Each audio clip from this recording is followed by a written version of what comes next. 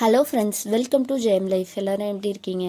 இன்றைக்கி வீடியோவில் நம்ம என்ன பார்க்க போகிறோம்னா, புதுசாக செடி வாங்கிட்டு வந்தோம் இல்லைங்களா, அந்த செடிகளுக்கு மண் கலவை எப்படி ரெடி பண்ணலாம் அப்படிங்கிறத வீடியோவில் பார்க்கலாம் வாங்க. இதுக்கு முன்னாடி அதாவது செடி வாங்கிட்டு வந்த வீடியோவும் போட்டிருக்கேன். பார்க்காதவங்களா இருந்தால் நான் டிஸ்கிரிப்ஷன்லேயும் ஐ பட்டன்லேயும் தரேன், செக் பண்ணிக்கோங்க. இப்போ இதுக்கு மண் கலவை எப்படி ரெடி பண்ணலாம் வாங்க பார்க்கலாம். நான் தோட்ட மண் எடுத்துருக்கேங்க. தோட்ட மண்ணோட கொக்கோபீட்டும் மிக்ஸ் பண்ணி வச்சுருக்கேன். அது மட்டும் இல்லாமல் நம்ம காய்கறி வேஸ்டெல்லாம் வச்சு உரம் ரெடி பண்ணுங்க, அதையும் இதோட சேர்த்து வச்சுருக்கேன். இது என்னன்னு பார்த்தீங்கன்னா டீ தூள் நம்ம யூஸ் பண்ணிவிட்டு வாஷ் பண்ணி நல்லா காய வச்சு எடுத்துருக்கேங்க. அதையும் இந்த அளவுக்கு சேர்த்துக்கலாம். அதோட மாட்டு சாணம் நல்லா காய வச்சு இந்த அளவுக்கு நான் சும்மா புட்டு போட்டு வச்சுருக்கேன். இதையும் இதோட சேர்த்துக்கலாம். இது உங்களுக்கு நல்லா காய வச்சு எடுத்துக்கோங்க. இது கிடைச்சாலும் பரவாயில்ல, இல்லைனா ஸ்கிப் பண்ணிவிடுங்க. இந்த உரம்லாம் போடுறதால நான் மண்புழு உரம் கொஞ்சமாக தான் சேர்த்துக்கிறேன். இது மண்புழு உரம். இதையும் இதோட ஆட் பண்ணிக்கலாம். இப்போ நம்ம வீட்டில் ரெடி பண்ண உரம் மாட்டு சாணம் இதிலேருந்து கொஞ்சம் பூச்சி தாக்குதல் வர்றதுக்கு சான்சஸ் இருக்குது. அதனால் வேப்ப முன்னாக்கு வேர் பூச்சி தாக்குதல் எதுவுமே வராமல் இருக்கிறதுக்கு இந்த அளவுக்கு வேப்ப முன்னாக்கு எடுத்துக்கோங்க. அதிகமாக சேர்த்துக்காதீங்க. இது நான் ஒரு 3 செடி இல்லை 4 செடிக்கு தேவையான மண் கலவை ரெடி பண்ணுறேன். என்கிட்ட 5 செடி இருக்குது. அதாவது இந்த மாதிரி கொஞ்சமாக ரெடி பண்ணிவிட்டு அதுக்கப்புறம் பத்தலைன்னா நான் எக்ஸ்ட்ரா ரெடி பண்ணிப்பேன். இது கண்டிப்பாக ஒரு 3 செடிக்கு வரும்.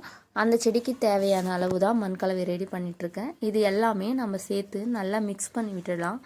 மிக்ஸ் பண்ணி விட்டுட்டு இதில் நான் இப்போ மல்லி செடி வைக்க போகிறேங்க. இந்த தொட்டியில் தான், ஆல்ரெடி நம்ம வீட்டில் இருந்து யூஸ் பண்ண தொட்டி தான்.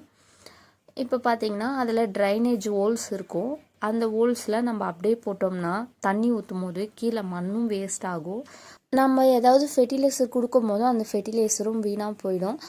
அது மட்டும் இல்லாமல் மண் ஏதாவது அடைச்சிக்கிச்சுன்னா நமக்கு இந்த தண்ணி லீக்கேஜ் ஆகாமல் அப்படியே தங்கி ஒரு மாதிரி ரொம்ப ஈரப்பதமாக இருந்துச்சுன்னா வேர் அழுகல் நோயும் வர்றதுக்கு சான்சஸ் இருக்குது. அதனால் இந்த மாதிரி கல் இருந்ததுன்னா கல் சின்ன சின்னதாக நறுக்கி வச்சு இந்த மாதிரி வச்சுடுங்க. அதுக்கப்புறம் அது மேலே மண் போட்டுக்கலாம். மண்ணை போட்டுட்டு நம்ம கிச்சன் வேஸ்ட் யூஸ் பண்ணுவோம் இல்லைங்களா, வெங்காயத்தூள், பூண்டுத்தூள், வேர்க்கடலை தூள், இந்த மாதிரி பழத்தூள் எல்லாமே நான் காய வச்சு எடுத்திருக்கேன். அதையும் ஒரு லேயர் போட்டுக்கலாம். முட்டைத்தூள் எல்லாமே ஒரு லேயர் போட்டு அதுக்கு மேலேயும் மண் போட்டுடலாங்க. மண் போட்டுட்டு இப்போ நம்ம அது மேலே செடி வைக்கலாம். செடி பார்த்திங்கன்னா நான் தண்ணி ஊற்றி நல்லா ஈரமாக வச்சுருக்கேன். அதாவது நம்ம எடுத்தோம்னா சட்டுன்னு வர அளவுக்கு வச்சுருக்கேன். நல்லா ஈரமாக இருக்குது. இப்போ இந்த கவரை நல்லா கட் பண்ணி எடுத்துகிட்டு பார்த்திங்கன்னா இது அந்த அளவுக்கு செம்மண் இல்லைங்க. இந்த செடியில் பார்த்திங்கன்னா மணல் அதிகமாக யூஸ் பண்ணி வளர்த்துருக்காங்க கார்டனில்.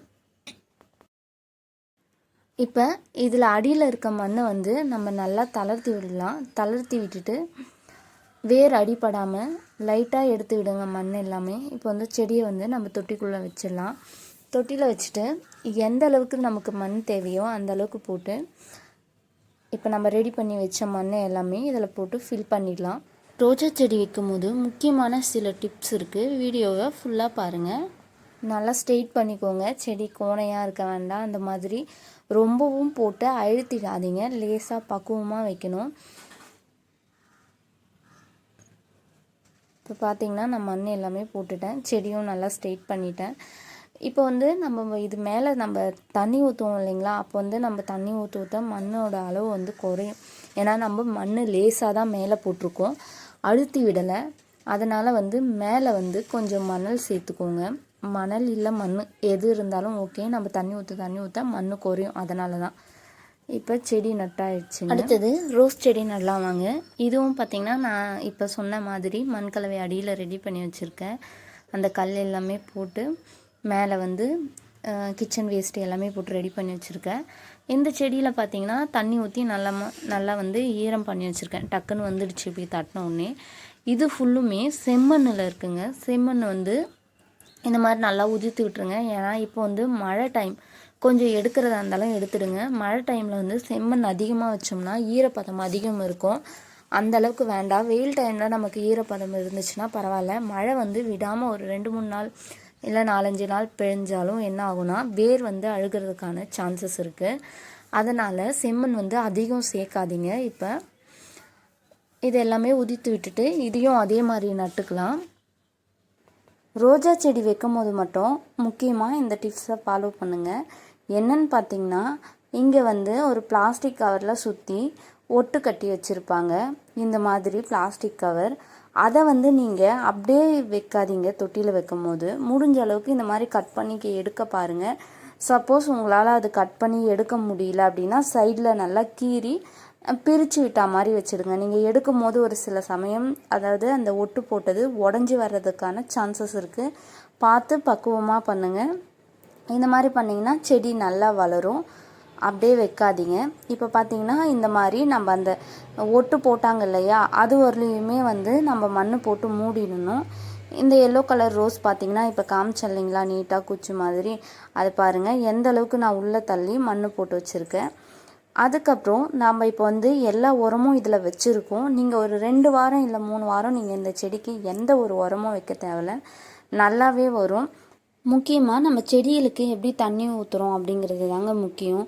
இப்போ பார்த்திங்கன்னா என்னுடைய மண் வந்து மழையில் நனைஞ்சி நல்லா ஈரப்பதமாக தான் இருந்தது. ஓரளவுக்கு தான் காஞ்சிருந்தது. உங்களோட மண் எந்த அளவுக்கு காஞ்சிருக்கா இல்லை ஈரமாக இருக்கா அதுக்கேற்ற மாதிரி தான் தண்ணி விடணும். ஈரமாக இருந்தால் நீங்கள் செடிக்கு மேலேயும் அதாவது தொட்டியில் இருக்க மண்ணுலேயும் தண்ணி தெளித்து விடுங்க. அது மட்டுமே போதும். ஈரம் இல்லைன்னா ஒரு ஜக்கு தண்ணி வந்து நீங்கள் தாராளமாக செடிகளுக்கு கொடுக்கலாம். அந்த மாதிரி செடி நட்ட உடனே எடுத்துகிட்டு போய் ஸ்ட்ரெயிட்டாக வெயில்லையோ வேறு எங்கேயோ வைக்காதீங்க.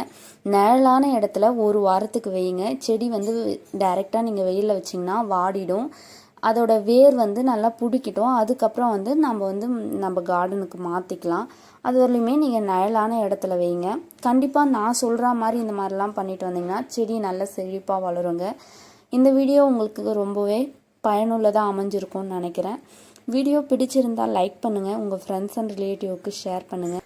மறக்காமல் நம்ம சேனலை சப்ஸ்கிரைப் பண்ணிவிடுங்க. பக்கத்தில் இருக்க பெல் பட்டனும் கிளிக் பண்ணுங்கள். அப்போ தான் நான் போடுற வீடியோ உங்களுக்கு உடனே நோட்டிஃபிகேஷனாக வரும். அடுத்த வீடியோவில் பார்க்கலாம். நன்றி, வணக்கம்.